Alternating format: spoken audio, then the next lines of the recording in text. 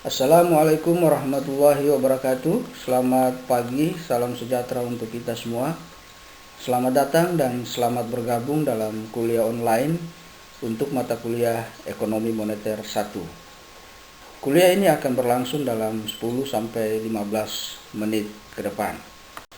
Yang boleh mengambil mata kuliah ini adalah mereka yang telah lulus untuk mata kuliah Teori Ekonomi Makro 1 dan Teori Ekonomi Makro 2. Karena ekonomi moneter merupakan bagian yang menjadi kelanjutan dari apa yang telah Anda pelajari dalam teori ekonomi makro. Dalam pertemuan pertama ini kita akan banyak membahas tentang beberapa materi yang sifatnya pengantar, terutama berkaitan dengan konsep-konsep dasar tentang uang serta hubungannya dengan perekonomian. Mari kita mulai dengan pertanyaan, mengapa mempelajari ekonomi moneter itu penting? Saat ini, kita bisa menyaksikan bahwa dampak dari penyebaran COVID-19 telah menyebabkan perekonomian secara global itu mengalami kontraksi atau pelemahan. Bahkan IMF memprediksikan bahwa pertumbuhan ekonomi global di tahun ini akan mencapai angka negatif.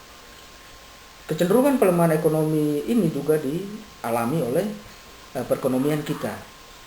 Kekhawatiran tentu saja bukan semata-mata dari pelemahan aktivitas ekonomi secara real, namun ancaman terbesar mungkin saja bisa datang dari pergerakan yang kontraktif atau pelemahan dari variabel atau indikator-indikator moneter.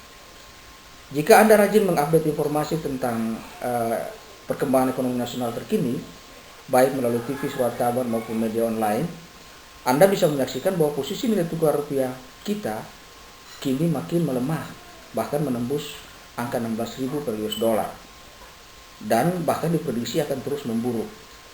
Kita tahu bahwa pelemahan nilai tukar ini itu akibat dari turunnya suku bunga pada akhir bulan Februari yang lalu, yang diikuti dengan pergerakan modal keluar yang cukup signifikan.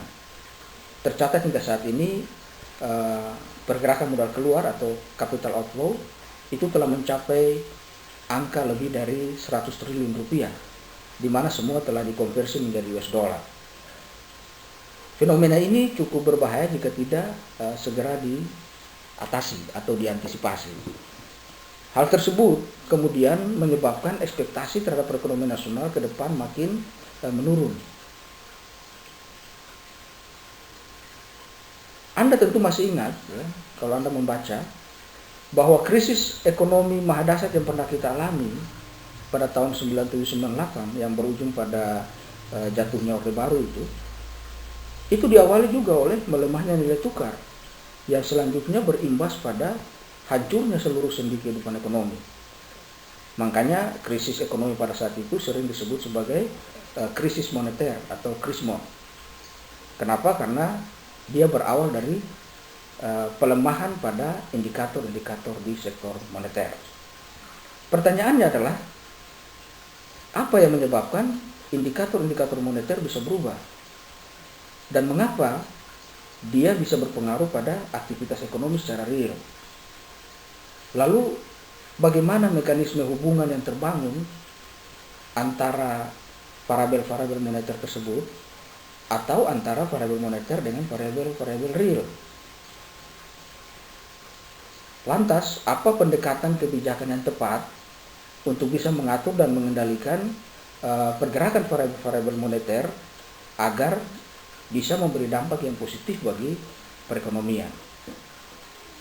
Pertanyaan-pertanyaan ini tentu saja bisa terjawab ketika kita mempelajari dan memahami dengan baik ekonomi moneter. Karena di dalam ekonomi moneter kita akan belajar tentang banyak hal yang terkait dengan fenomena-fenomena dan kebijakan di dalam mengendalikan indikator-indikator moneter. Pada slide-slide awal telah diperlihatkan tentang definisi ekonomi moneter.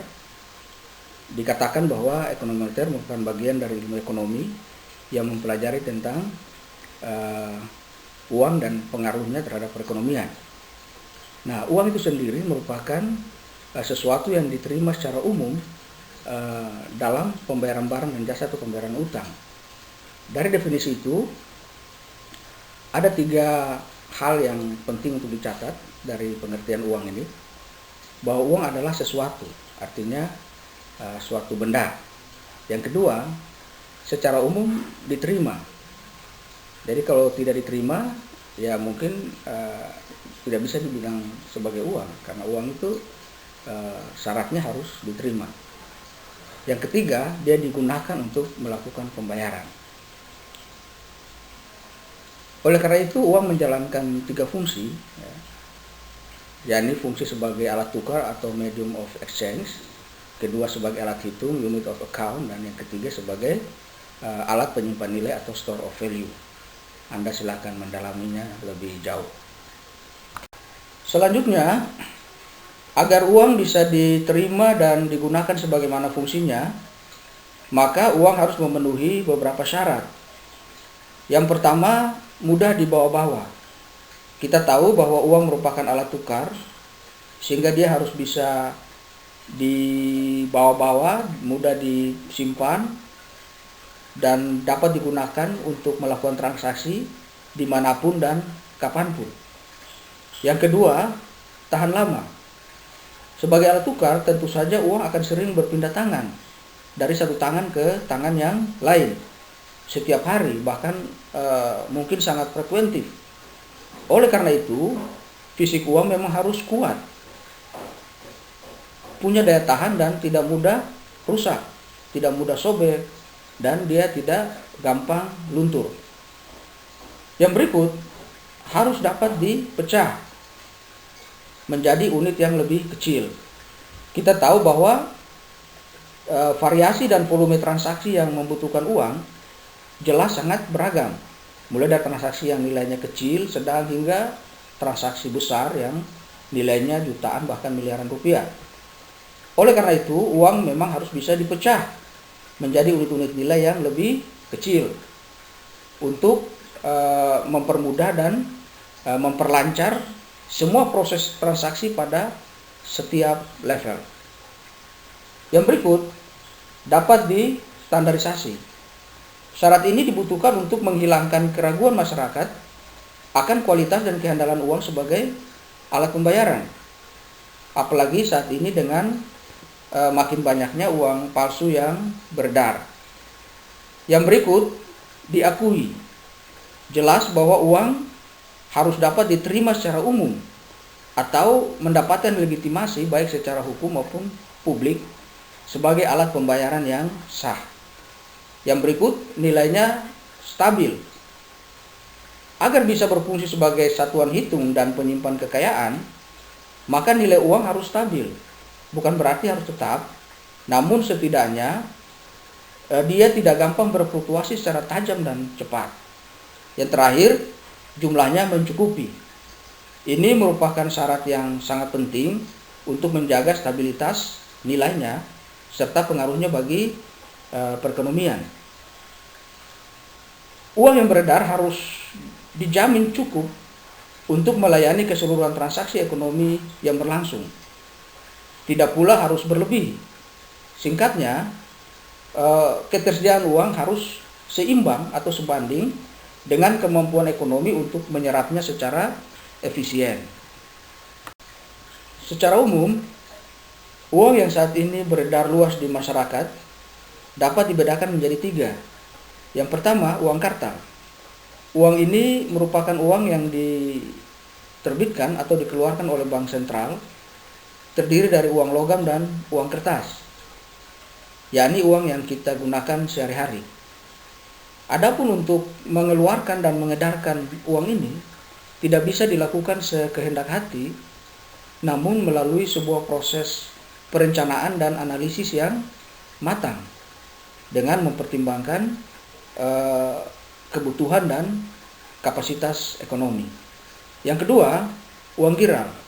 Ini merupakan uang yang dikeluarkan oleh bank umum berupa cek, giro, atau kartu kredit yang dapat digunakan setiap saat sebagai alat pembayaran. Yang ketiga adalah uang kuasi atau sering juga disebut sebagai near money atau sesuatu yang mendekati uang. Karena walaupun tidak bisa digunakan sebagai alat pembayaran setiap saat karena keterikatan waktu dan syarat tertentu, namun dia menjalankan dua fungsi uang lainnya, yakni sebagai alat pengukur nilai dan alat penyimpan kekayaan. Secara historis, uang telah melalui proses evolusi yang panjang sejalan dengan perkembangan peradaban manusia.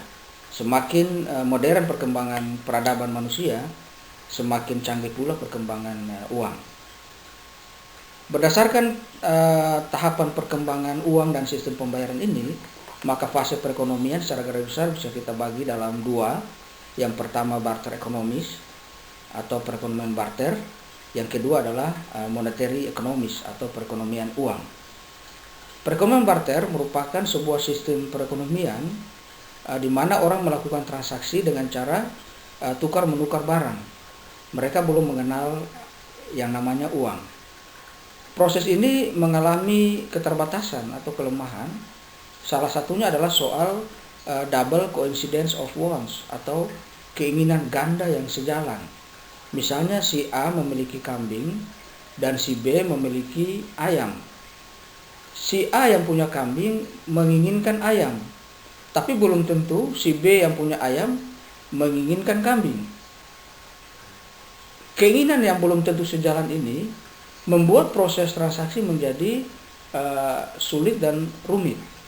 Oleh karena itu pada fase selanjutnya yang disebut sebagai post trading economies atau pasca barter, itu orang masih melakukan barter tapi sudah dikoordinir secara lebih teratur dan lebih efektif dibanding sebelumnya, di mana sudah ada pasar dan orang bisa datang membawa barangnya dan memilih barang-barang yang diinginkan. Namun tetap saja mengalami keterbatasan yang sama sebagaimana sistem barter.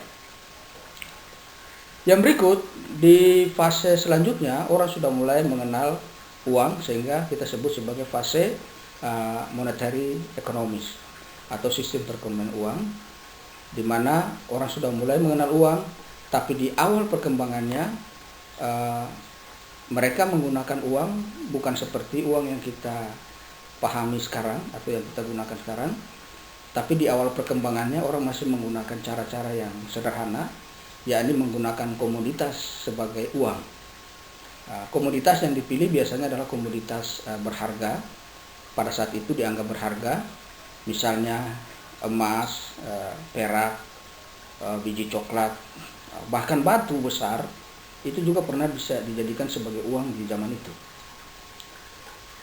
Pada fase selanjutnya, orang menganggap bahwa dengan membawa-bawa barang dan melakukan proses transaksi itu teramat berat.